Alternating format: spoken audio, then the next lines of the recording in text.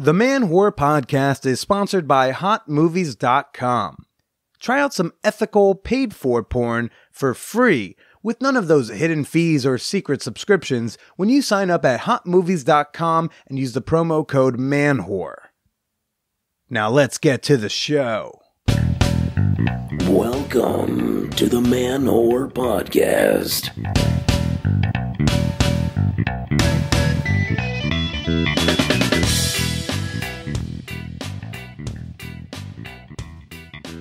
Shout out to all the couple humpers, multi-lovers, unicorn hunters, and Triadosaurus rexes. That last one didn't really rhyme too well, but this is Billy Procida, and you're listening to the Man Whore Podcast. Triadosaurus rex. Hey, did y'all like that one? I thought it was cute. What's up? Welcome to the Sex Positive Podcast, hosted by a comedian that's not a comedy show. And on this week's episode, we're going back to our roots, going back to the OG man whore mantra. I've got on Penny.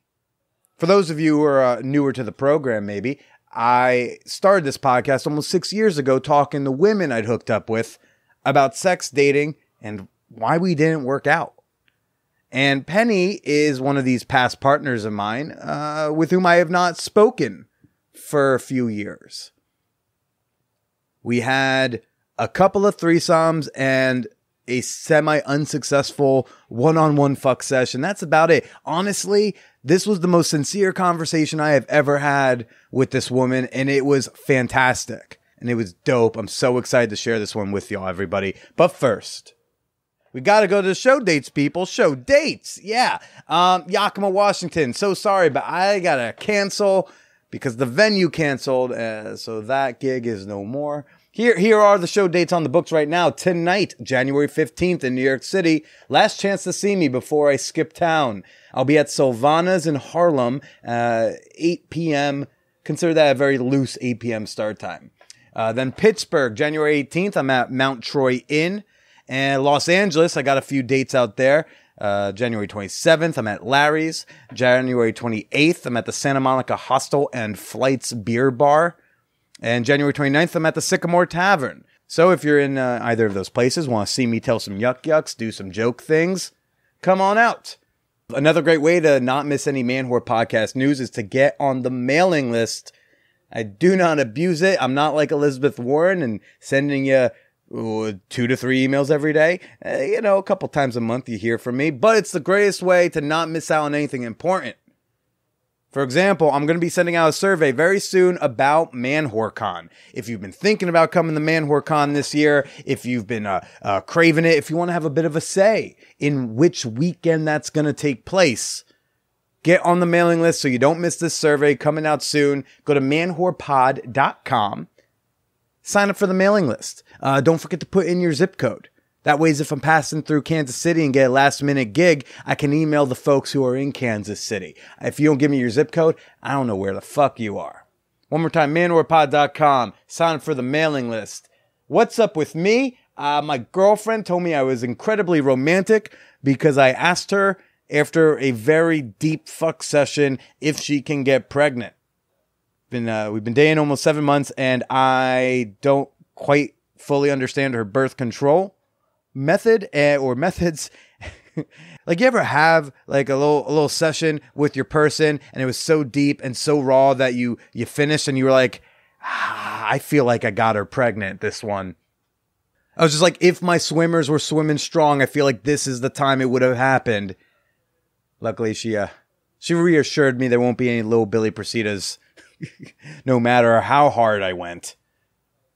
But then the next day she's like, that was actually like oddly romantic when you asked. And I was like, good. But I'm excited for my road trip. Going to be starting to pack up after I finish recording this intro. Hitting Vegas, hitting LA, hitting the Pacific Northwest, the Bay Area. New Orleans is on my radar. Possibly a place or two in the Southeast on my radar. So, I don't know. I'm excited to see the country again. It's been a while since I've driven. It's been a long time since I've driven, coast to coast. By the way, can anyone here guess what my favorite thing to wake up to is? Besides, a big bag of money lying next to me. It's waking up and seeing emails in my inbox from you, the listeners. The happy, the disgruntled, the curious, the opinionated, the confused, all of y'all. So if you want to send me, an email with your comments, your questions, your opinions, send it on over to manwhorepod@gmail.com. All right, now it's time to play Cast That Porn, brought to you by HotMovies.com. HotMovies.com is, of course, a pay-per-minute porn site, which makes it both an ethical and affordable way to hashtag pay for some of your porn. And here to play Cast That Porn with me, I've got a fellow stand-up comedian, Maggie Levine. Hey, good being here. Yeah, thanks for coming through and watching porn with me in my room. So what movie are we watching this week? I decided to go old school and go with Debbie Does Dallas. Really old school. Hot Movies actually has like a shit ton of classic, vintage, golden era porns on there. So, if you're interested in that type of... If you like watching porn stars who are way older than they were then, this is the good film for you. Debbie Does Dallas, which is like a classic... give you a little idea, everybody. Debbie and her young cheerleader friends are faced with a dilemma. Uh-oh. Debbie's vibrant sensuality has earned her a coveted place with the Texas Cowgirl Cheerleaders. A trip to Dallas is expensive, however, and college students don't often have that kind of money. As the action moves to the showers, a plan is formed.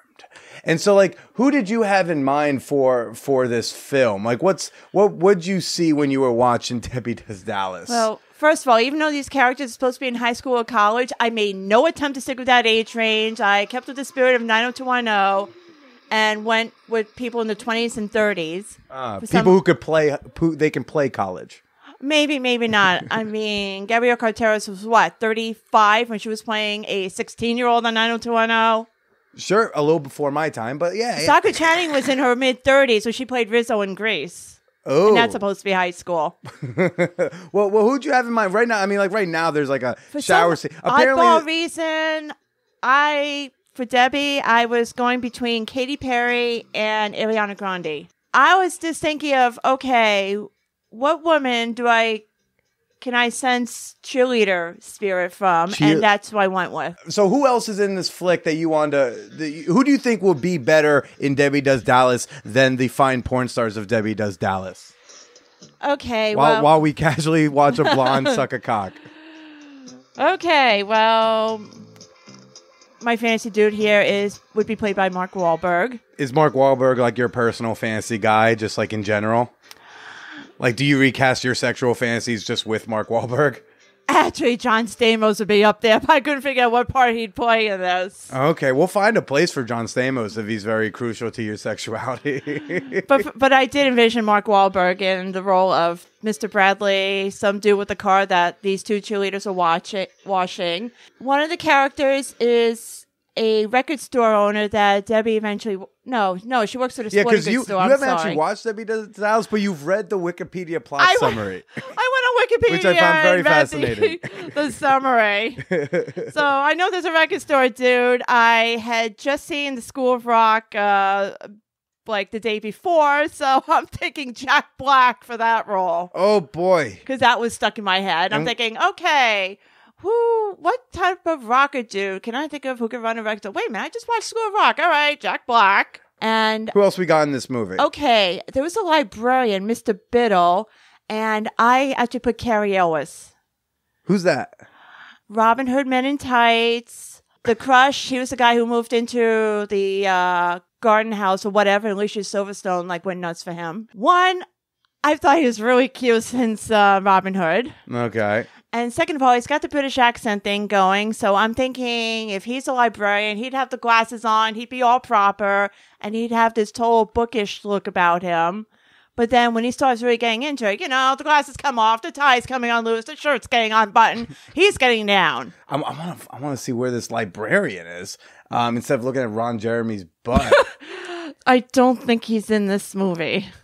No? I don't know. I feel like every hairy dude I see in old porn is Ron Jeremy. I just anytime I'm who is that? It's probably Ron Jeremy. I can almost see, speaking of Jack Black, I could almost see him replacing Ron Jeremy in basically any porn. I would actually prefer and that. I've never actually seen Ron Jeremy in a porn, but I know who he is.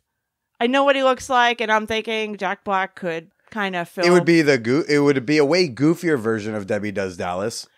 If I ever did a spoof version of any porn with Ron Jeremy, I would totally cast Jack Black. I'm into it. I mean, can you tell I really like him as a comic actor? I wonder if this is the librarian. Is this your librarian? No? Okay, I don't know why he's got people showering. No, I think that's the car dude. This is the car dude? Yes, they have wet clothes.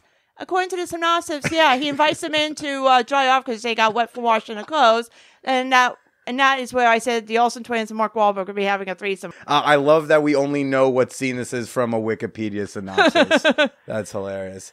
And I want to say thank you again to hotmovies.com for sponsoring this episode. Of course, you can get 20 free minutes on top of any package you sign up for when you use promo code MANWHORE at hotmovies.com. Might I recommend sign up for the free trial. I get you 20 minutes for the free trial. Use my promo code MANWHORE for another 20 minutes. You got a 40-minute free trial to try out all the fabulous porn at hotmovies.com, including Debbie Does Dallas, which, by the way, had so many sequels. There was Debbie Does Dallas Again, Debbie Does Dallas East vs. West, Debbie Does Dallas Again Softcore. There's the Debbie Does Dallas 30th anniversary reissue, which it's a remastered version. It's a lot. Also a Broadway musical. I hope so. It was A very messy Broadway musical, I'm sure. I'm deciding now how a porno would have played out on Broadway, but I believe that did happen. I think that's all happened before Giuliani came in. Maggie, thank you for playing Cast That Porn with us. Where can people find you? Well, I am currently a writer and performer with a sketch show called Yesterday Night Taped. Our season premiere was out on December 6th, and it can be found streaming on Spreaker, Spotify, or iHeartRadio. We will have... Is it video or is it podcast? It's audio. Okay, sick. So you can go to any of those platforms to stream it. You can follow our Facebook page to find out when more episodes are dropping. We are actually working on several episodes simultaneously, so there will be more episodes dropping. Are any of them starring pornographic car salesmen? Not yet, but season 2, maybe. Maybe season 2. That's an idea I could be pitching. Again, Yesterday Night Taped. Follow us on Facebook and stream us on Spreaker, Spotify, or iHeartRadio. Well, Maggie, thanks again, and why don't you say goodbye to everybody? Bye, and have fun with the porn, guys. Before I get to this week's guest, Penny, have you been craving a place where you can go chat with fellow sex-positive individuals, like-minded listeners such as yourself? Do you not really know who within your friendship circle you can talk to about polyamory, orgies, butt stuff, or, how to handle a breakup? Then it sounds like our private fan whore communities are a great fit for you. The community that has really built around the show is really something beautiful. It's something I really love about how the show has evolved. And so a couple of those communities are the Champagne Room, which is a super secret Facebook group for all of my Patreon members. It's a great place for discussion and questions and memes and sexual achievement sharing. Likewise, we also have the Peep Show, which is like a big group chat, basically, where we share, nudes, gifts, and compliments like all day. Except Monday. Monday is Meme Monday. I'm not really in the Peep Show on Mondays terribly much, but it's very active. Seems like the slutbags enjoy a good, sexy meme. But these are awesome communities, and they are attached to my fan whore community on Patreon. It's how you get access. It's how you can connect with like-minded listeners all over the world. So if you've been craving something a little extra, consider joining those communities. Head on over to patreon.com/manwhorepodcast for more information. See what's a fit for you. See what's available. We'd love for you to join. We'd love more people to talk to. And that's a good lead into the fan horror appreciation moment. Oh, yeah. This is the part of the podcast where I like to give a shout out to a few of the members of those communities. And right now I want to start with Shelby, who is like the Man Whore Con cheerleader, I think. She had such an incredible time last August at Man Whore Con 2019 that she keeps bringing up in the Peep Show, Man Whore Con 2020. And I fucking love it. I'm excited that you're excited. Thanks for being a member, Shelby. And shout out to Mike Cherry with such a delicious name. Oh, gosh. Thank you for being a member and supporting the show. And lastly, I want to say thank you to Malik Diarra. Gosh, Diarra. I hope I'm saying that right. I'm probably not. I'm really bad with these things. Hey, I'm sorry about your Baltimore Ravens, and I'm sorry about possibly messing up your name, but I am so thankful and so grateful to have you as a member of our fan whore community on Patreon. And you too can become a member for as little as $2. I've given you over 300 episodes. I think you're getting quite the steal at $2, okay? You can become a member today over at patreon.com/manwhorepodcast and join all the fun. One more time, that's Patreon, patreon.com/manwhorepodcast. Penny, look, we're going to get right into it, but the backdrop is Penny had a threesome with me and that physical therapist, Emily, who's been on the show a couple times. She also had a threesome with me and Paige. She also had threesomes with Emily and some of her people. So really, this girl, she's a threesome specialist. On a football team, a specialist is someone who plays only special teams. They don't even really play offense or defense. They're not a kicker. They're just really good at a very specific thing. And I'm sure Penny has many amazing qualities and talents. I'm just saying she knows how to do the three ways. If you want a little context, a little backdrop with me and Emily, Emily was on the ManWhoreCon live show, which is episode 228. And she was also had a solo 101 episode on episode 139. And, Penny is made mention of a couple times in those shows. So if you want to maybe go back, listen to those, great. Otherwise, you have a really cool episode up ahead. Really, I'm envious of you getting to hear this for the first time because I think it's that good. So let's go ahead and get to the main event. Penny.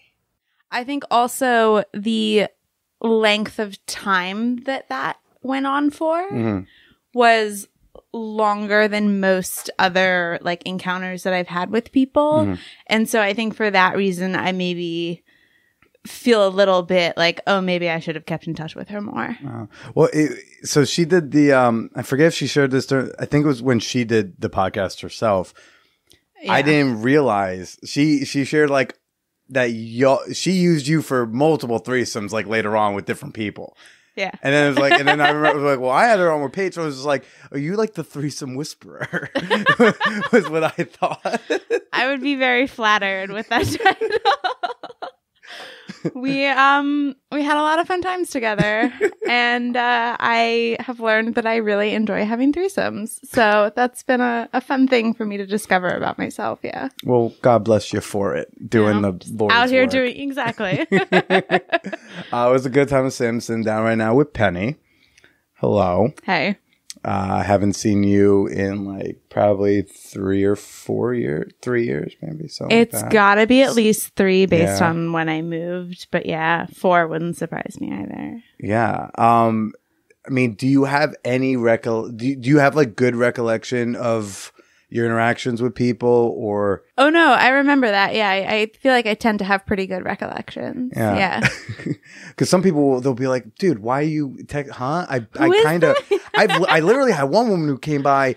All we did was make out. It was at a makeout party. Okay. But I was like, oh, that might be fun to learn more things than what your mouth tastes like or something. Totally. So I have her over and she says, sure. She gets here and then she's like, I have to start and tell you, I don't actually recognize you by face. So she's like, you say we hooked up. I believe you. But it turns out she has an actual disorder where she doesn't recognize faces. Face blindness? Unless she sees it a lot and every day. Yeah, she has that. My boyfriend swears that he has face blindness. And he always, I guess that Brad Pitt has said that he has this also. And so he always uses that as a reference to insist that this is a real legitimate thing. But I'm always kind of listen, I have trouble remembering people's names. Ain't no shame in it. That's what I say. But this woman's just legit. I can remember things about a person. Yeah. But if you show me their face, I won't recognize it. I was like, that's wild. Because then, you're walking the streets in New York and you, in theory, might have fucked anyone you're passing by. You don't know. Which could be fun, but could be scary. Yeah. So you're still with the fella. I am. But y'all, that's why. How long you guys been together now? Honestly, it's been 12 plus years now. Dishonestly, how long? No. I just feel insane saying that because someone asked me, they were like, wait, when did you start dating? And I was like, well, when I was 19. And they were like, oh shit, that's crazy. And I'm like, yeah, it is kind of fucking crazy to still be dating the same person that you were dating when you were 19. But here we are. So How do people typically react? Just shocked or judgy or... People are shocked, I think, especially because I've been down south for the past few years. The immediate follow-up question that I always get is like, oh, you're not married? Which I'm always like doing a massive eye roll to, like, no, sorry. Like, well, why not married? It's not something that either of us have really found to be a priority or important. Like, we've talked sometimes about maybe the thing we've definitely ruled out is like having a big wedding. Like, we've gone to a ton of our friends' weddings, and like, I think weddings are fun. I'm not against them as, you know, a topic in general, but I just think for us, if it was ever going to happen, it would be like, let's sneak off to the courthouse and tell everyone afterwards. But even that, whenever we've been like, should we do it? We're just kind of like, it's not something that, it's not a box that either of us are sitting there like waiting to check. Are y'all not just like common law married at this point? I think we technically are, yes, which I don't know. Just look into what those benefits could be. Like, is there anything you're not taking advantage of? Like, could we get a tax break? I don't know. Like, see if the government's offering a thing. It's like not using the coupons when like they offer you the coupons at checkout. It's like, why wouldn't you use it if you already got it right here? I'll go Google this now and figure out if I can get like an extra like $100 from the government. Well, so how did you two meet? Because I mentioned this right before we turned on the mics. Is like I was almost nervous how this episode will go, because it's not like we were chatty Cathy, like had, it wasn't like we had some sort of like talking chemistry right before. And I felt like I kind of almost tried to and just did not seem to hit. So I was like, I don't actually know really much anything about her. Other than that, she's kind of like, so when are we going back to a place?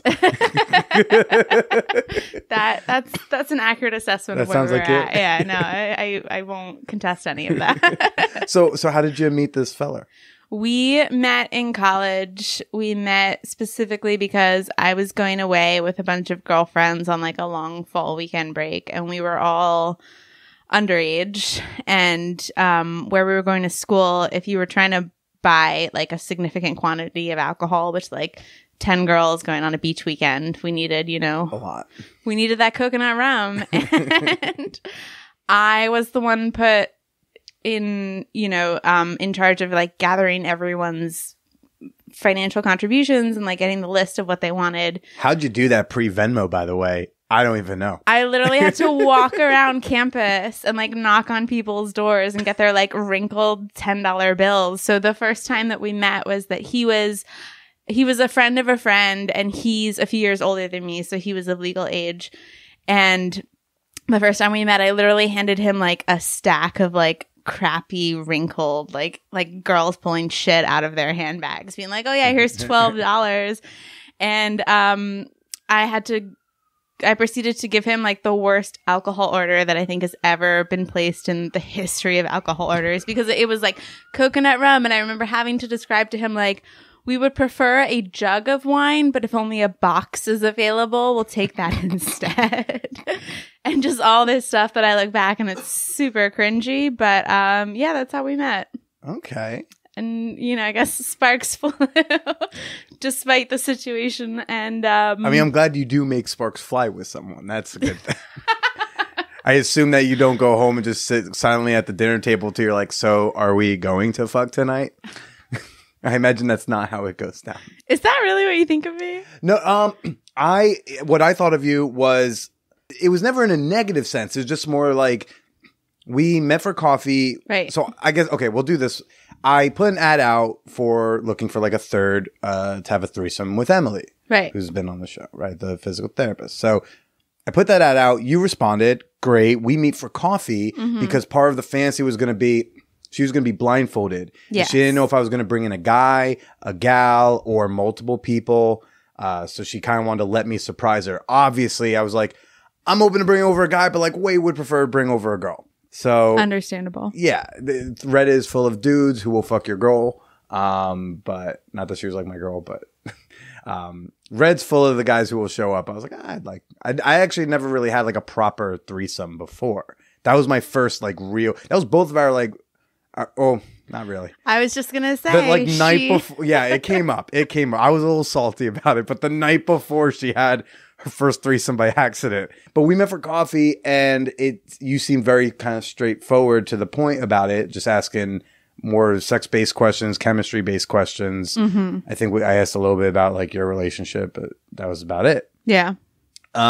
We met up another time after the threesome. Yes. And again, not much like small talk chatter. And then whatever much time passed later, I hit you up. It's like, hey, you want to try that? And we met for drinks at Bizarre Bar.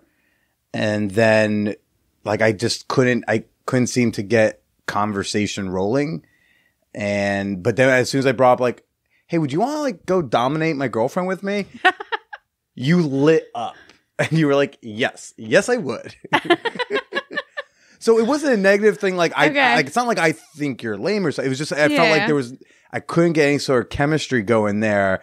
And that's how I was really starting to figure out that for me, I got to sense some tiny spark to really get going sexually. Okay. Cause like, I'll put it this way. I couldn't tell if you actually thought I was attractive or not.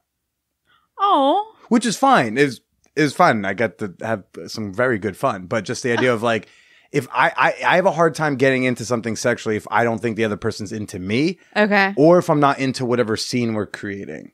Okay. So the scene with Emily, like, I don't need you to be into me because we have a little script we're doing.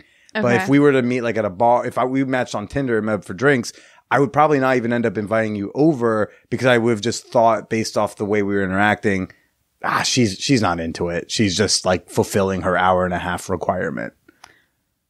That makes sense. Yeah. Yeah, no, okay. Thank you for clarifying, but that does make sense. Yeah, nothing negative, just more like I didn't sense that you felt a spark. Okay. But as soon as I felt a spark, I would have turned right on and be like, yep, okay, cool, awesome. Because like, I was like, I'm into it, so I'm just waiting for her to be into it. Okay. What's your recollection of, I guess, that dynamic? I think that part of it is where I was at in terms of my mentality at that point in time. And then the other part of it is just my personality and stuff that I really just have never been able to change about myself. In terms of where I was at the time, I know that when I first reached out to your post on Reddit, I'd been looking online. I had been dealing with a bunch of like, okay, I feel like what's going on? You clenched a fist and you're like, I'm like, wait, just felt like I needed to back up to give the full context. Please. Which is that was probably a few years after I had thought that I might not be totally straight. Mm-hmm. And so I had been trying, like, it's a larger story, but I had been... We got time. Okay, cool. Well, I'd love to learn more about you. I guess that's why I'm here, yeah. But I had basically been dealing with a lot of stuff where I had been in similar situations, like responding to posts online and stuff and talking to people where I felt like there was just a lot of bullshit. And I really... What kind of bullshit? Like the fakes and flakes and type? Or more so flakes than fakes. But also especially when I first started like going out and looking that way, it was really... What it boiled down to me is that I wasn't sure if I was really... I knew that on some level I was attracted to women, but I didn't know what exactly that looked like. Mm. And in my mind, I was like, I just want to like have sex with women, as awful as that might sound. But like in a do that most days. I'm like, I want to have sex with women. I mean, it's great. It's great. But at the time, it was just like a very kind of honed instinct. Like, I'm not trying to date you. I'm not trying to like have, like, we don't need to be friends, but like, I just want to have that physical experience. And so that was the perspective that I was coming from. And I felt like I had to deal with a lot of people who, there was just a lot of back and forth. And I just had gotten to the point where I was frustrated with a lot of it. And I appreciated anyone that I found who was more direct and to the point. And I liked that you were okay with that, if that makes sense. Yeah. Okay. What was not to the point about the other people? They were like, we want to do endless chatter. Basically, yeah. There was a lot of like, let's text and like, what are your hobbies? And like, how's your day going? This is a fuck ad. No, yeah, exactly. I'm like, you're like, that's not what you posted for, and that's not what I'm going for. And so I definitely I'm not a big texter and a big conversationalist in real life. And so I just found some of that to be a little exhausting. And I feel like it had definitely, at the point where I was at, where I was reaching out to you, I had gotten really worn down to the point where I was just totally tired of that bullshit. And I was like, I don't want to chit chat. Like, I don't need to know like what you do. I don't need to know like how many brothers and sisters you have. Like, you want to fuck or not? What, Emily wasn't your first experience with a woman, was she? No, she was not. But that was kind of what had started me. So as I guess I've mentioned at this point, I've been dating the same guy for a very long time. And what precipitated us having an open relationship is that I started to think that I might be interested in women. And so when that had started, which I think was like, I want to say maybe 2, at most 3 years before I wound up meeting you and Emily. But I had kind of started to think about that, and that precipitated the conversation between me and him in terms of like, would you be okay with me exploring this? And then, the end of the conversation was like, okay, let's have an open relationship. What was that? What was the initial reactions when you approached him about that? Oh gosh, because that's a very common thing. A lot of people, especially in our vague age range, are exploring or considering, or I think a lot of couples who even stay monogamous are they still at some point kind of someone tosses it out there just to see. It's okay. That's what editing is for, unless I want to keep you burping in the app. This will be the burpcast. I don't know. But I think that's a common thing people talk about at some point in a relationship, even if it's just as a fleeting thought. So, and a lot of people don't know how to do it, and you guys did it successfully. So, well, I was actually particularly terrified because his family. His parents divorced when he was like 12 years old because his dad came out as gay. Okay. And it blew up their entire life. And so I had been thinking this probably for like 6 to 9 months. It had kind of settled as a thought in my head.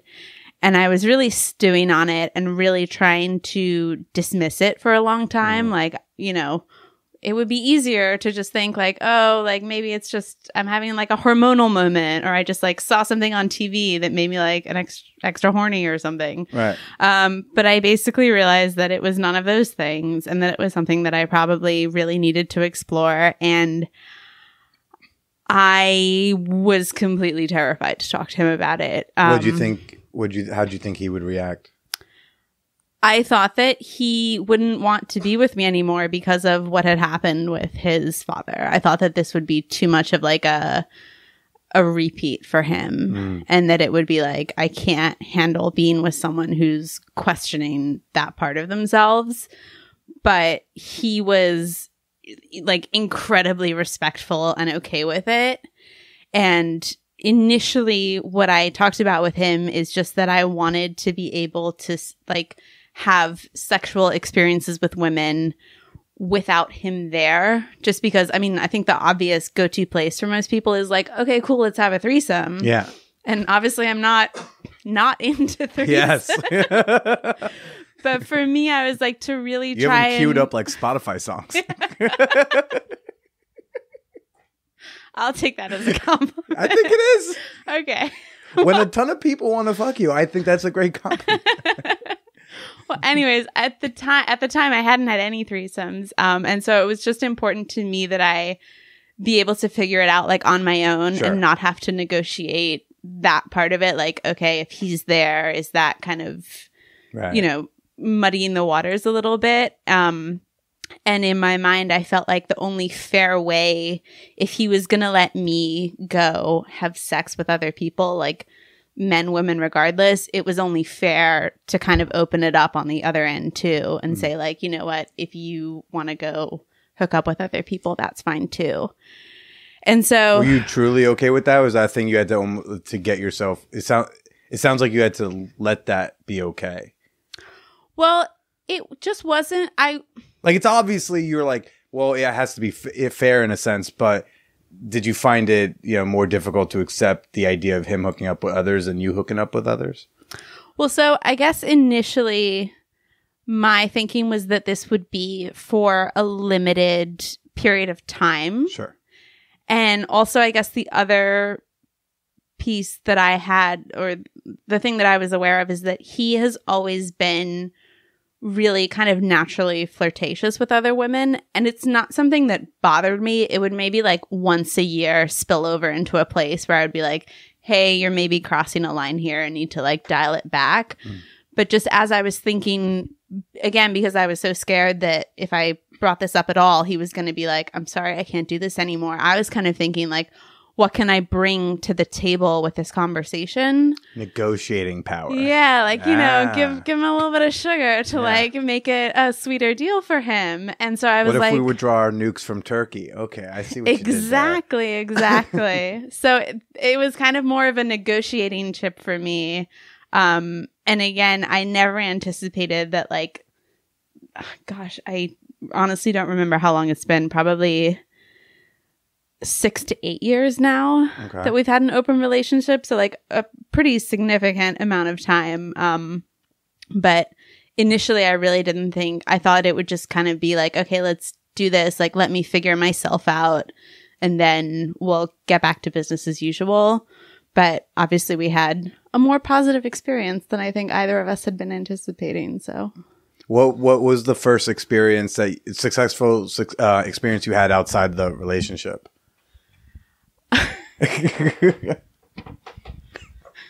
So I can't wait to hear the punchline. no, it's just so embarrassing because this was back in the days of like Craigslist person. Rest in peace. Fuck Fosta, fuck Sesta for taking away my sweet, sweet Craigslist casual encounters. That was my starting point. I didn't get into Reddit probably until like a year or two into it. I really had not. I'd heard of Reddit, but just hadn't been aware of it. But Craigslist Personals was my starting point. And I pretty quickly realized through, you know, I would have like moments of bravery and just respond to like a bunch of things where I was like, yeah, this could work. Like, yeah, I'll talk with her. And I pretty quickly realized that, as a woman who was looking to be with other women, but in an open relationship with a man, that was like a flat, like a hard no-go for certain people. And so I kind of learned to filter for other women who were also curious, but not certain. And so that's how I started. I met a girl. I was living in Murray Hill and we met at like a super crappy like Midtown sports bar and hit it off just enough that we were both like, okay, like let's go see where this goes. You hadn't been with a woman yet at that point. I had not. And had she? No. So what's the at this, and I, you know, for anyone who hasn't been to a New York City Midtown sports bar, because they really are a certain vibe. Like, what is the point where you're both like, did y'all kiss at the bar or no? So then no, what's no, the, no. yeah, that's perfect. Then what is the thing of like, okay, let's go back to a place and see if we both like women. I'm not sure I understand your question there. Oh, I'm well, not. Sure. So to me, the indicator that like, say someone's interested and I'm at a bar and I'm Right. on a date, at some point, like maybe there's a little touchiness or like, and usually there's like a kiss, but also we both know on that date when I'm out with a woman, I know she's into men and to some extent, she knows I'm into women to some extent, right? You both have not been with women, believe you might be into women. and are there together, woman and woman. And so at some point, it's like, when do you go back and be like, all right, should we go fuck? Because it's not like either of you, I don't know if I'm. No. Just the idea of like neither, since you guys didn't kiss at the bar, there's a lot of unsureness on so many levels. But I think that you kind of did hit on it, which is that the reason that we started talking is because we had both expressed like a curiosity in exploring this. Sure. And we met, and I'm like, okay, you're actually a woman. You're attractive. You're who you said you were. You're like presumably not a serial killer based on like the 30-minute conversations that we had over like a drink or two. Yeah.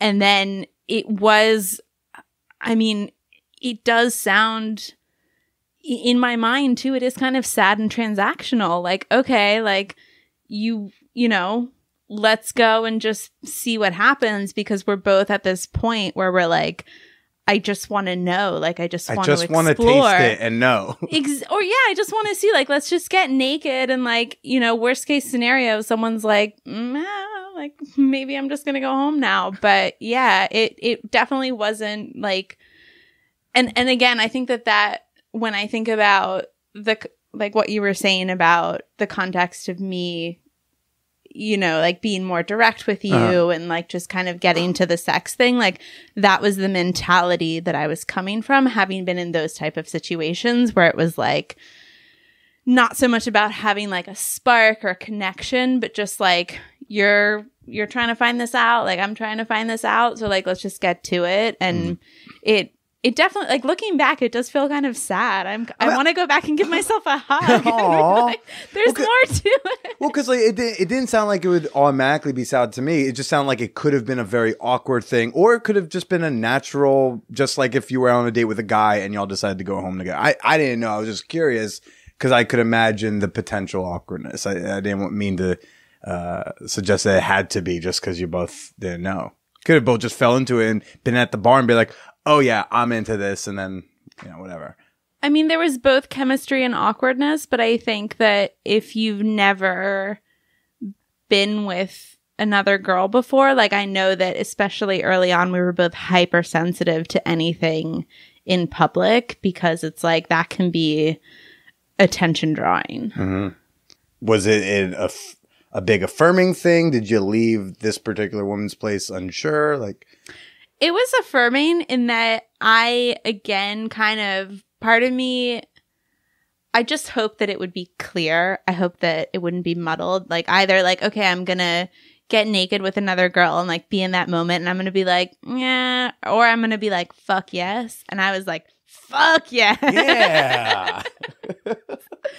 And so after that, I definitely started to feel like I had more of like a quote unquote like official confirmation.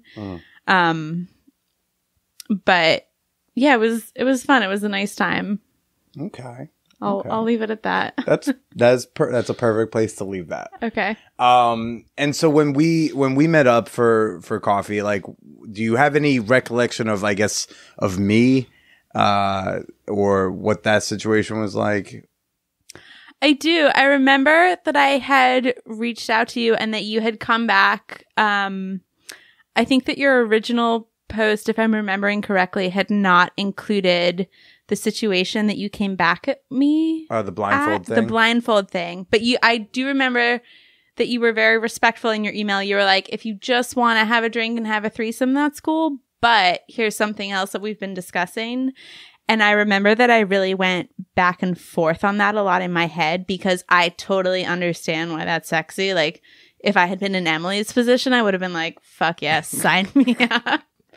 But as the stranger coming in, and also, like, given that I didn't know you two at all and wasn't going to have the opportunity to meet her, I really felt like just a little trepidation about, like, I really need to make sure that I'm not getting any bad vibes from this dude. And so I remember that we met to get coffee, and I remember thinking that you were great. The only thing that made me uncomfortable is that I remember this girl coming to sit near us at one point, and we were talking about some like fairly graphic sexual shit.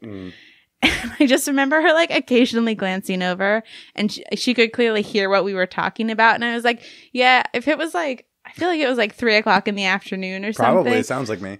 Yeah, no, it sounds about right. But I remember being like, yeah, I would probably have the same reaction. And I feel like that just made me a little bit self-conscious about the conversation in ways that I might not have been otherwise. But makes you feel better. I've like planned with women at least 2 gangbangs from like probably the same table. Where this coming is like, okay, and we're doing the wants, the needs, the boundaries, and then someone next to us is having a very interesting lunch. Yeah, no, I'm sure that she went home and like texted all her friends like, oh my God, the conversation that I just overheard. But yeah, no, I remember that I got like good vibes from you. And so I was like, yeah, we can do the blindfold thing. Okay. And then it happened. Sure. Now, do you tell your boyfriend about the encounters that you're having? Is it kind of, he just knows, she's out Friday, she's probably naked with somebody, or what? Kind of what's the protocol on that? So the protocol is that we have to tell each other.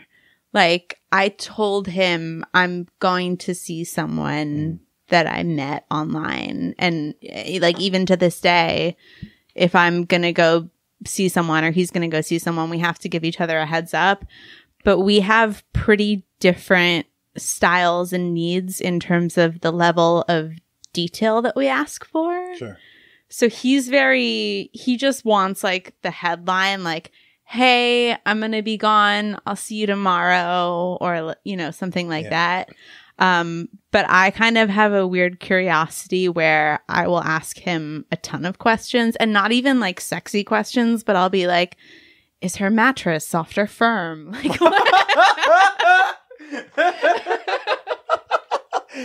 I was so close to interrupting to say, hey, no, it's not weird. Nope. Okay, we found one.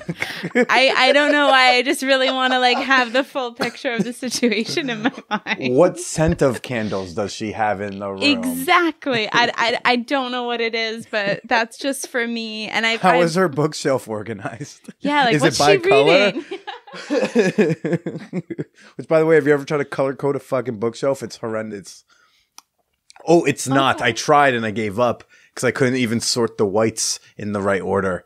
Because I was like, which one's whiter than what? So I gave up. I did by publication date. I see some themes though. Like there's some yellow, pockets, and some red pockets. I was like, I mean, if I'm going to actually be detailed, I was like, I gave up on color coding because there's too many white books in a row that I couldn't figure out what order those go in. So I did publication date, but within each year, it's color coded. So like 2015 will be like, you'll see it'll go white to black in the same way.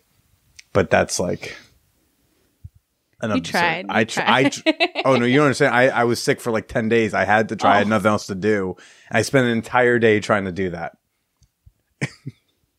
Life can be sad. It can, yeah. But was the mattress firm or soft? Right? I don't know. How many pillows? Yes, that's so cute. And I mean, do y'all struggle with the non-monogamy at all, or has it kind of gone into automation in a way? It has definitely had its ups and downs, but I think overall it's been much, much more positive than negative. I think that there have just been sensitive situations that have bubbled up from time to time where, because of like specific or circumstantial factors, like honestly, the one that we dealt with recently is that he has been hooking up with, this is going to take a minute, but it's his best friend's girlfriend's best friend. And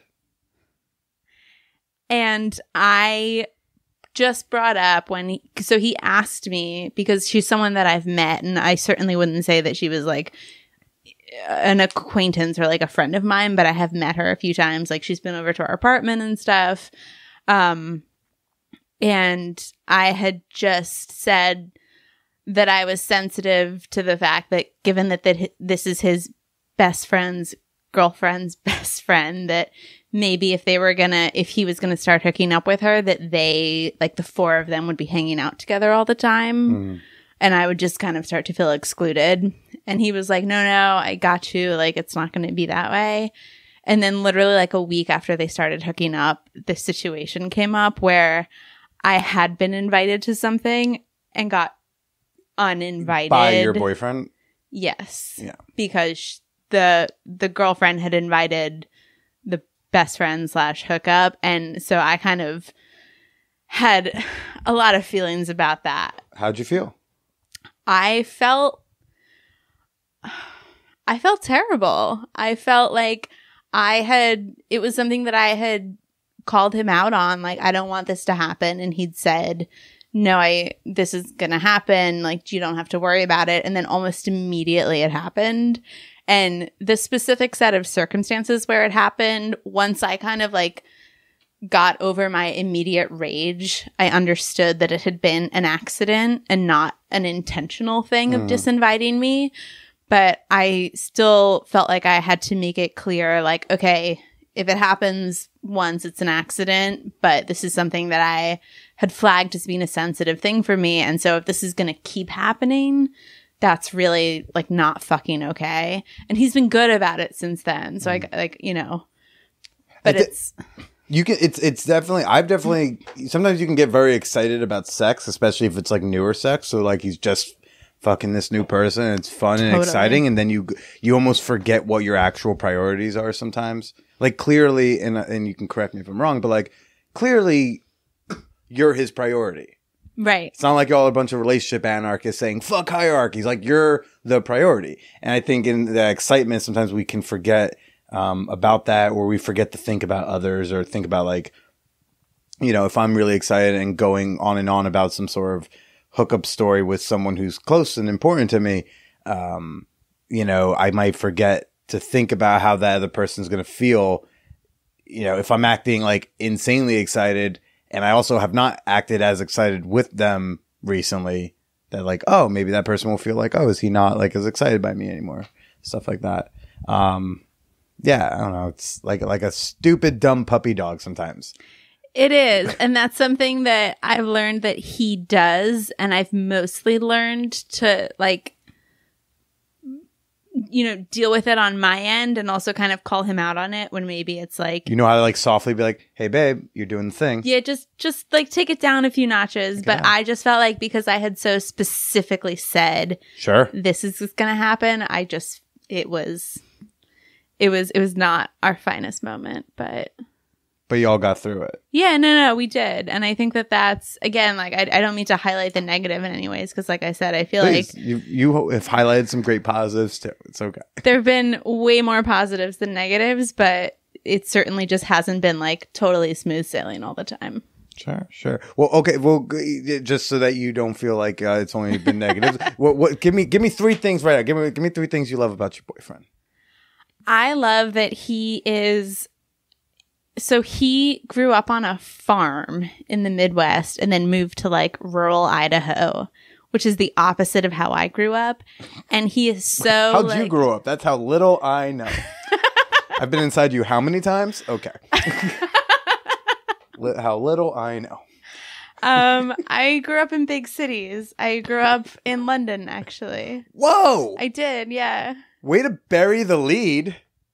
How's every first date encounter, even when it's just sex, how does it not start with, by the way, no big deal, but I grew up in London, so it's a big deal? Billy, because I lost my fucking accent, and it is the single greatest regret of my life. Wait, you had the accent? Yes. Oh. I know! like that threesome was really hot, I think, like, with how much hotter would it have been? I really feel like it might have changed my life if I'd been able to keep the accent, but here I am. Wait, how old were you when you came over here? I was 11, and apparently I only know this because I took a bunch of linguistics class in college, but apparently 12 plus or minus a year is the threshold for when you keep an accent. And I think the other critical factor there is that both of my parents are American. Sure. So they never had the accent. So once we moved back to the U.S. Wait, so were you a kid who sounded different from your parents? Yes. That's hilarious. Yeah. I'd watch that sitcom on ABC. Like everyone thinks that you're adopted, but really it's like, no, she grew up in a different place. Yeah, I know. But then we moved back and like within a year or two, it was totally gone, which Oh my God. I still cry about it. Wait, what does it feel to fucking sound different? To watch a birthday video from like 10 at 14 and be like, wait, where'd that go? Why do I sound different? It's wild. It is. It's very odd. I have also, it's come up recently just because I was living down south and my mother is from the South. And so has not a strong Southern accent, but just like a little bit of a Southern inference almost. And I have noticed because, where I work, a lot of people are from the South too. And so I notice sometimes that by the end of the day at work, especially if I'm on the phone with people a lot, I will kind of have a little bit of a twang or like a drawl or whatever it is. So, I mean, I think my voice is just confused. Very fun. Yeah, your voice, you've started to figure out your sexuality, but your voice. My voice is like, I don't know. Wait, so we were saying, so you were saying the first thing you love about your boyfriend, they grew up on a farm and. But I forgot that's what we were Well, you dropped a major bomb. I had to go investigate. Fair. No, he's very down to earth and practical, and he's like one of those people who can fix anything. Like when I'm like, oh, the drain in the tub is broken, he's like, let me unscrew it. You're like, wait, I thought we had to call somebody. I know. I'm like, what do you mean you can do that? And he has like multiple toolkits, and I'm just like, I didn't think that people like you were real and that I would get along with them. Okay. So I like that about him. I like that he is very sweet. And I like that he can be very silly and goofy with me, and especially that he knows how to use that to cheer me up. That sounds like a solid dude. Yeah. He is a solid dude. A solid dude. I mean, I would hope after 12 years. I'd hope so too. Yeah. So let me pivot a little bit. Okay. Tell me about the first, to your comfort level. It doesn't have to be, again, like nitty gritty details, but the first time Emily hits you up to be like, do you want to have a threesome with me and such and such? Because my understanding is that it wasn't just like with her ex. It was like she would kind of bring you in like with people. Well, to be totally fair, the first time that she hit me up after our encounter, we just went and got drinks. Sure. And I actually really appreciated that. And I felt like I had obviously had like a little bit of conversation with her before, but that was the first time that we really got to like talk to each other. Yeah. In terms of the next time after that, it just always amused me. It just amused me the concept of being like, if she's like hooking up with someone new, and maybe one of them went like, oh, a threesome would be fun. Oh yeah, it would be. Oh, I got a girl. Like just like that. It just always amused me. I mean, to my recollection of things, we had threesomes with her then, now ex-boyfriend. And obviously established a comfort level with each other where we both knew that like we were into each other and we found threesomes to be fun. And I wish that I had more specific recollections about like the first time that she asked me, but I just remember that she asked me and I was like, yeah, I'm down. Like, cool, let's go do that with someone else. And then it kind of, I don't mean for this to sound glib, but I feel like it almost became an inside joke with like, oh, you want to have another threesome with another guy? And I'm like, yeah, of course you do. It's so fun. It was fun. And like we had good chemistry and, we both, I don't know, we were both in similar like relationship situations. So it wasn't like, I don't know. So now do you and the boyfriend, have you, since opening up, did y'all ever try to have either threesomes or group sex together yet? Like, did it cross over at some point? Have y'all still kept them very separate? We have talked about it. I think that my concern there, something that I've been sensitive to is when I run into couples where I feel like one of them is really into having a threesome and the other one is like along for the ride. You can tell, right? You can tell. And it just makes me so uncomfortable. And it's such like a hard stop. It's like, so sad. It's so sad. And I feel like I am so self-conscious about that I haven't been able to parse out with my boyfriend. Like, am I driving this too much? Like, does he really want to do this? You don't want to be that couple. I don't want to be that couple. And I haven't quite gotten like the reaction or the message from him that like he's super into it. And so I'm like, I would just rather avoid being in that scenario because that is like such a nightmare scenario.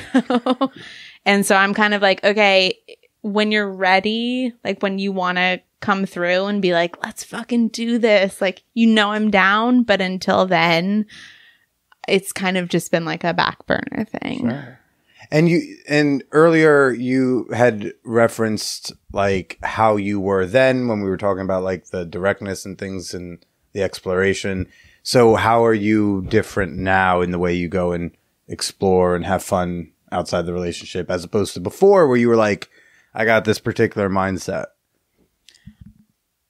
I think that I have been able to find people to have those kind of quote unquote like relationships where I'm also like, I like you as a person and I want to hang out with you and like would be okay. I mean, I don't like you're talking with people now. Exactly. It sounds like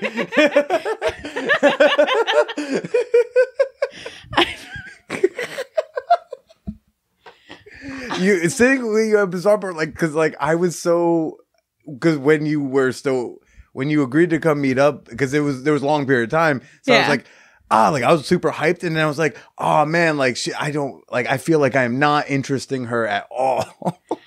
I feel like I had gotten pretty like reductionist about it, if that's even a word or if I just made it up. I know reductionist is a word. I don't know what it means. I had just gotten into a mindset where I'm like, you know, just like, let's get down to business or like, I'm not interested. But I feel like I have had a series of experiences where I realized that it is fun and like available to me to have relationships with people where it's not like an either or. And it's like, okay, we can just be like casual fuck buddies, but also like carry on a conversation with each other and like enjoy each other's company. The buddy part of the fuck buddy. Exactly. And so I feel like that has made me loosen up a little bit in terms of the interactions that I've had with people. And then also, like I said, just getting away. I feel like when I first started with the open relationship thing, there was like a little bit of weird darkness just coming from like the fact that I was trying to figure out like this fundamental part of myself and not knowing that. And it was like a weird, scary thing. And now I've gotten away from the scariness. I'm like, no, it's fun. It's okay. Like, enjoy it. Have fun with it, you know? Yeah. Smile. Well, Penny, I mean, like, this has been like, because like this has been great. Like, I feel way more connected right now than on any of the times we met up, either when it was, you know, clothed or not. Like, you know, even if it's the coffee thing, it was like this. I was like, oh man, like this. Yeah. So this was very fun and pleasant. Cool. I enjoyed this. I know I enjoyed this too. You seem like you're having more fun. I am having probably more fun than I was before. Yeah. Do you? And the answer can be no, of course, because I'm not that interested. But do you have any questions for me? Because knowing that you were coming over here. No, I feel like we discussed it in some of the stuff that you brought up earlier. Just in terms of like your perception of where I was coming from with that. So I feel like we covered the questions that I had, to be honest. Cool. Well, I don't know what your time constraint is, but like, would you have any interest in doing a little shorter bonus episode, maybe talk some tips about how you and the boyfriend kind of handle the non-monogamy, the conversations, the communications, maybe some threesome tips. I feel like you would have. I have time right now, yeah. And I feel like you have the knowledge. Well, Patreon people, you will hear that bonus episode tomorrow for all the $5 and up members. But Penny, thanks for coming over, and thank you. Thanks for talking with me. For what? It was probably about time that we actually sat down and had a conversation. It was fine. I don't mean the harm, but it was just always fun. I was just always like, if I was more of a fuck machine person, I would have been able to like just enjoy the fact that someone's ready to just come over and do things. And then I'm just like, no, I need to talk to somebody. But thanks again. Why don't you go ahead and say goodbye to everybody? Bye. Thank you, Billy.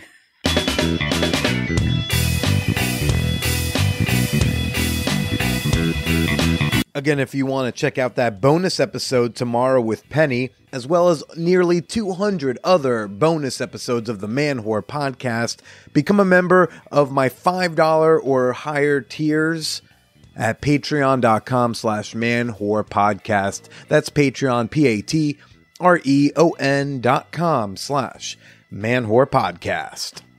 I hope you all enjoyed my conversation with Penny. I hope you had you thought this was a fun one. This was fascinating for me to do. If only all of us could reconnect with old threesome partners, right? That would be a life. Let us know what you thought about this week's show. I say us, meaning me. It's just this guy right here alone in a room. I am on Twitter at @TheBillyProcida. I'm on Instagram at BillyIsProcida. Hit me up, tag me in things, screenshot your phone listening to this episode so you can tell all your cool friends, what you're listening to. Also, if you're enjoying fun sex-positive memes, go like the Man Whore Podcast Facebook page. The intern, Sophia, is well populating that with some fun stuff. Of course, I love hearing from you one-on-one all the time. You can shoot me an email with your comments, your questions, your naughty thoughts over to manwhorepod@gmail.com. Next week, we got a fun one with an expert on lingerie, on intimate apparel. Next week, we've got Cora Harrington.